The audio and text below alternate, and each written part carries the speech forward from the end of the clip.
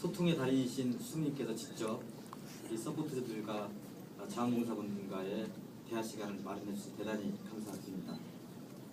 오늘 일정은 참석자 박재진 자원봉사님이십니다. 반갑습니다. 서홍호 자원봉사님이십니다. 안녕하십니까.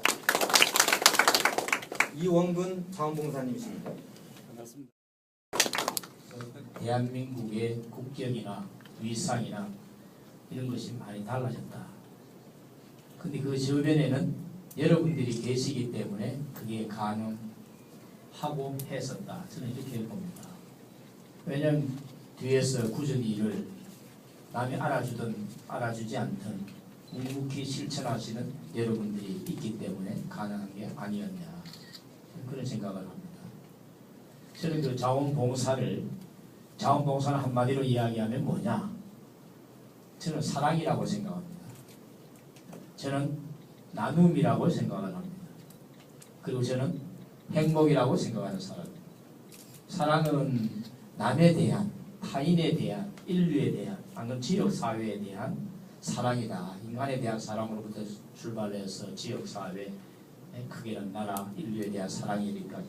자원봉사는 사랑이라는 것을 바탕으로 하지 않으면 자원봉사를 할 수 없다. 저는 그렇게 생각합니다. 그런 사랑을 바탕으로 해서 본인이 실천적으로 그럼 뭘 할 거냐? 사랑을 하는데 그게 나눔입니다. 건강한 몸을 갖고 있는 분, 시간을 갖고 있는 분, 재능을 갖고 있는 분, 다양한 형태의 각자들이 나눌 수 있는 것들을 다 갖고 있는데 본인들은 그것이 얼마나 귀한지를 모르는 분들이 참 많으시죠. 근데 여러분들은 아셨든 모르셨든 그 나눔을 실천적인 행동으로 옮기신 분들이다. 그런 차원에서 참 귀한 일들을 하고 계신다. 그게 왜 행복이라고 하느냐? 이러한 실천을 통해서 본인의 삶의 만족도가 높아집니다. 본인의 삶이 행복해집니다. 그래서 저는 행복이라는 용어를 씁니다. 그래서 자원봉사, 서포터즈의 역할, 이런 역할들이 결국은 사랑을 나눔으로 실천하는, 그래서 자기의 삶을 행복한 삶으로 연결시키는 그런 역할이다. 저는 평소 지론이 그렇습니다. 잘 아시는 대로 우리 대한민국이 글자보다 배고픈 시대에서 또 압축 경제 성장하는 지난 40년간의 참 숨가쁘게 달려오다 보니까 집단 이기주의, 지역 이기주의, 계층 간의 갈등, 이런 것들이 꽤 심합니다. OECD 국가에서 4번째나 높은 우리 갈등 지수를 갖고 있습니다. 이걸 2009년도에 삼성경제연구소가 비용으로 계산을 해보니까 연간 300조라는 갈등 비용을 우리가 지불하고 있다. 2009년도에 정부 예산이 300조가 안 됐습니다. 1년 예산이 295조쯤 됩니다. 1년 정부 예산만큼 갈등 비용을 치르고 있는 대한민국이라. 각자가 40년 동안 열심히 뛰고 달리고 오늘에 오다 보니까 그 과정상에서 상처 입고 할힘을 다하고 때로는 절망하고 아파하고 고통하고, 물론 행복도 있었고 즐거움도 있었겠지만 한두 번 상처 입은 사람들이 없는 거지. 그러다 보니까 2만 불을 넘어서면서 국민들이 내일내면 욕구가 분출되는 겁니다. 제가 전국을 다녀보면. 그래서 이 시대에 뭐가 가장 중요하냐? 갈등 지수를 낮추는 방법의 해결점은 나는 나눔 지수뿐이다. 갈등은 낮추고 나눔은 높인다. 그게 나눔이라는 게 자원봉사고 글자고도 서포터들이 하시는 역할들이 그런 나눔인 거죠.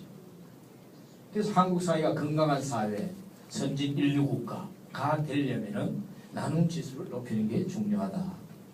그런 면에서 여러분들이 실천하고 계시는 이런 실천적 행위들, 그걸 이제 표현을 하면 나눔이라는 표현을 쓰는 건데 그게 그만큼 의미가 있다.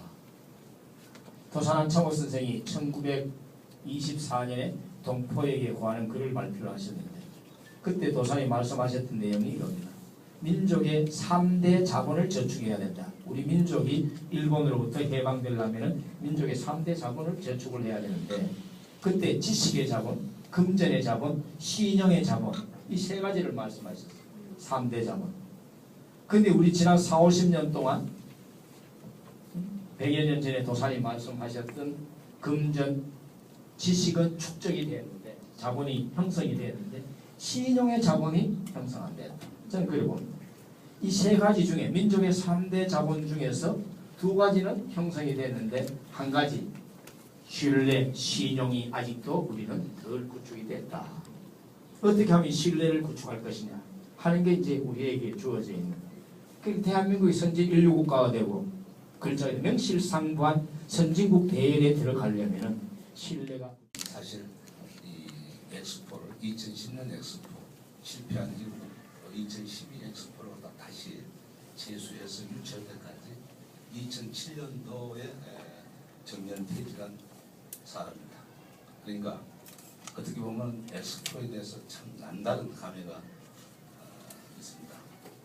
그런데 우리 스님도 이제 계시니까 어차피 이 자원봉사하고 조금 좀 달리할 것 같습니다만은 저는 목표의 우리 목표치가 우리 입장객이 1,000만이다, 800만이다 했는데 지금 너무나 저주는 그런 실정이 좀 안타까움을 갖고 있습니다. 특히 여수 엑스포는 아시는 바와 같이 어떻게 인구 면에서도 그냥 작고 또 소도시 또 우리 이 전국을 봐서도 최남단에 있는 이런 그 지방도시에서 개최가 된 걸 해서 좀 더 접근성이랄까 이런 게 조금 모자라지만 최근에 SOS를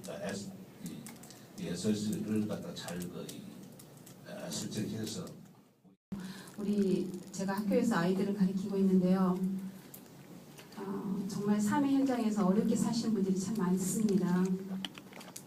그 어려운 사람들이 엑스포에 와서 좀 즐기고 갔으면 좋겠어요. 정말 이 국제관에 가보면 얼마나 멋있습니까? 저는 2번밖에 안 가봤지만 정말 너무 아름답고 이 자랑스러운 이런 문화의 기회를 좀 평민들에게 우리 공무원들이 아니고 우리 좀 평민들에게 좀 이것들을 좀 쉐어하는 그러한 공간이 됐으면 하는 정말 간절한 바람이 있었어요.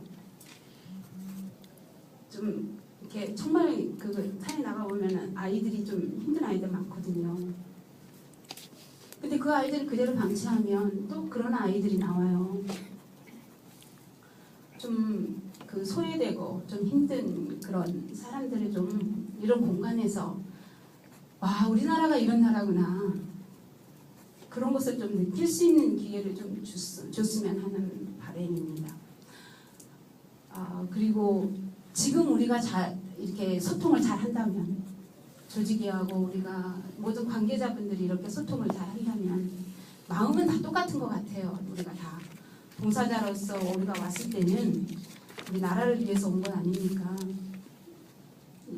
개인적으로 저도 그렇습니다만 전쟁터에 나가서 우리 나라를 위해서 정말 싸우지는 못하지만 이런 데서 우리가 좀 최선을 다해서 돕는다면 좀 멋진 일이 아니겠습니까?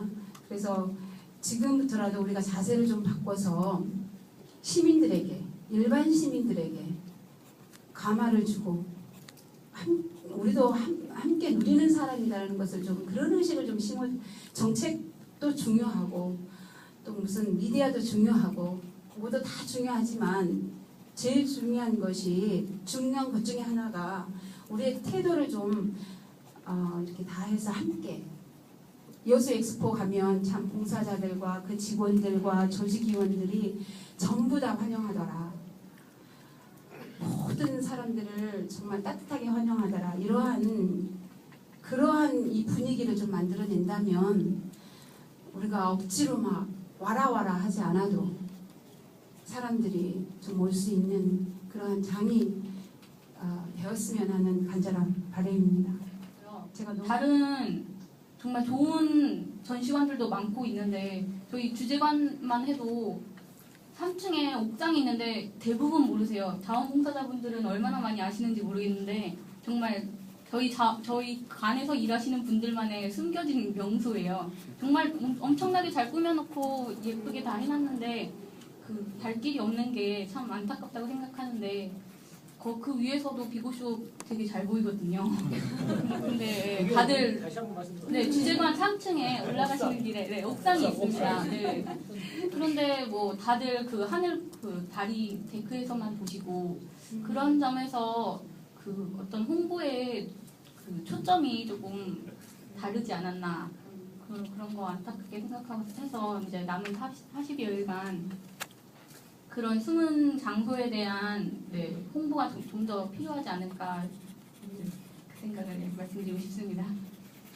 저도 마이크가 이쪽으로 온 덕분에 한 말씀 올리겠습니다. 저는 대학에서 우리 순천제일대학의 그 사회봉사단 단장으로도 활동을 하고 있습니다.